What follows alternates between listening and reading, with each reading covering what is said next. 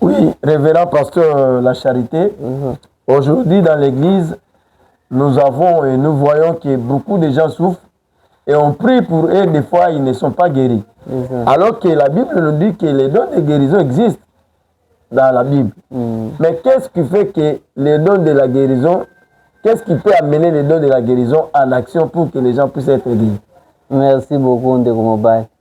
Les dons de la guérison, c'est un grand don qui agit si et seulement ce don-là a trouvé sa place.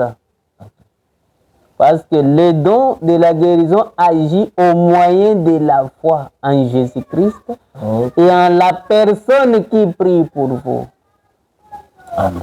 Parce qu'il y a beaucoup de gens qui sont des incrédules, qui viennent des fois auprès d'un pasteur, peut-être juste pour le tenter, ou bien pour se moquer de lui. Vous ne croyez même pas en Dieu, vous ne croyez pas aussi en la personne, rien aussi ne se fera. Frère Branham dit, vous pouvez avoir une grande onction, mais si vous allez prier pour des gens qui ne vous croient pas, qui ne vous considèrent pas, rien ne peut pas se faire. Donc, ce qui amène les dons de guérison en action, c'est la foi que la personne a d'abord en Jésus-Christ et en sa parole, et envers son serviteur qui prie pour lui. Vous avez une déconsidération envers la personne. Vous ne l'aimez même pas. Maintenant, cette personne-là prie pour toi. Tu ne seras pas aussi guéri. Je sais que le prédicateur peut avoir son courage. Néanmoins que s'il est recommandé.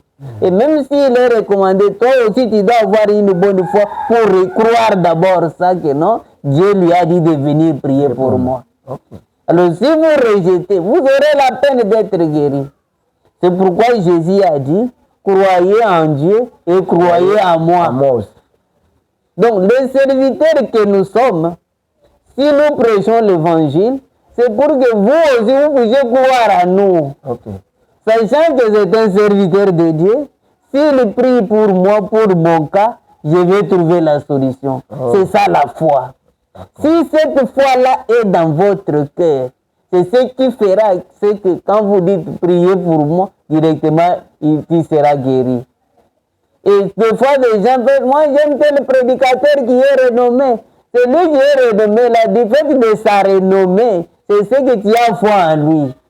Alors tu es guéri non pas parce qu'il est renommé, il a prié pour toi, c'est parce que tu as de la considération envers lui.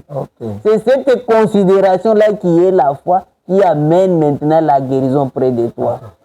Vous trouverez Jésus dans Marc chapitre 6, il est parti dans sa patrie. Et quand il est arrivé là-bas, on les regarde, quand il prêche l'évangile, tout le monde, ah, n'est-ce pas le charpentier? Le fils de. N'est-ce pas le fils de ses frères, c'est son fils, il est devenu pasteur. Ah, c'est l'aventure.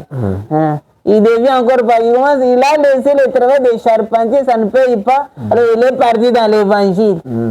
Et Jésus s'était étonné de leur incrédulité. La Bible dit, il ne fit pas là aucun miracle. Il y a posément quelques mots au chien, il a dit qu'un prophète n'est pas le bienvenu dans sa patrie. Pourquoi? Le don peut avoir toute l'onction que cela peut être. Mais si cela n'est pas à sa place, à l'endroit où ce don-là est écrit, ce don-là ne travaillera pas. C'est ça aussi le problème que beaucoup de serviteurs de Dieu ont. Tu peux penser peut-être que tu n'as pas de ministère, ou bien tu n'as pas les dons. Or, tu as les dons, tu as la commission, tu as l'onction, mais seulement tu n'es pas dans l'endroit où tu es habilité. Tu es dans un endroit où les gens qui ne te croient pas. Alors vous devez prier Dieu pour vous amener dans votre milieu, là où ce don-là serait cru. C'est pourquoi le frère Branham, l'ange lui a dit, si tu amènes les gens à te croire, alors rien ne résistera à ta prière. Donc il faut que les gens d'abord croient que frère Branham, que voici c'est un serviteur de Dieu, et qu'il a l'ordre de prier pour les malades. S'il prie pour moi, je serai guéri. Donc quand vous les taxez de faux prophètes, vous les voyez aventuriers. Alors, même s'il prie pour toi, il ne sera pas guéri. Oui. À la place d'être guéri, tu vas ajouter une autre maladie, une malédiction. Pourquoi? Parce que tu es en train de les critiquer. C'est pour cette raison que les enfants de Dieu aient le minimum de la foi, de la considération envers les serviteurs de Dieu. Ne prenez pas des gens pour des aventuriers.